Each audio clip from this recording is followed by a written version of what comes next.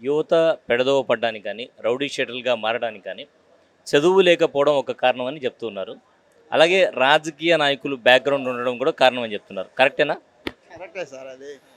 కరెక్టే. ఇప్పుడు మామూలుగా ఇప్పుడు ఏమవుతుందంటే, ఇప్పుడు యువత ఏదన్నా మామూలుగా చిన్న ప్రాబ్లమ్ ఏదన్నా మర్డర్‌లు జరుగుతా ఉన్నాయి. అది వాళ్ళందరూ మామూలుగా 25 అబోవ్‌నే. వాళ్ళందరూ ఏం చేస్తున్నారు మందాగేసి బంగాకు ఎక్కువ స్మగుల్ అవుతుంది ఇక్కడ.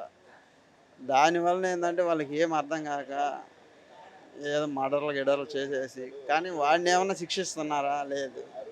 ఏదో ఒక 2 డేస్, 3 డేస్ పెట్టేసి బెయిల్ అప్లై చేసుకొని రిమాండ్‌లో ఒక 14 డేస్ ఉంటున్నాడు అంతే. మిగతా మామూలుగా యథావిధిగా బెయిల్ తెచ్చుకుంటున్నారు, వస్తున్నారు. వాడికి అలాగా వాడికి ఏం భయం ఉంటది? వాడు ఇది చేసినోడు రేపు ఇంకోటి చేస్తాడు. ఇటు సౌదీలో ఇటు సైడ్ చూడండి. ఇప్పుడు వాడేదైనా మామూలుగా ఒకాళ రేప్ చేసినా గానీ, లేకపోతే ఆడవాళ్ళని అఘాయిత్యం చేసినా గానీ స్పాట్‌లో ఉంటది రిజల్ట్స్.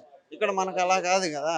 ఇక్కడ మామూలుగా నెలలు, సంవత్సరాలు వాడి జైల్లోనే పెట్టేసి వాడికి కఠినంగా పడట్లా ఆడికి. బయటకొచ్చినాక మళ్ళా వాడు ఏమైందిలే మళ్ళా నెక్స్ట్ చేసినా జైలుకే కదా! ఇంకేం చేస్తారు? అంతకు మించి ఏం చేస్తారు? అనే థాట్ ఉంది. చెడిపోవడానికి కారణం అదే మెయిన్.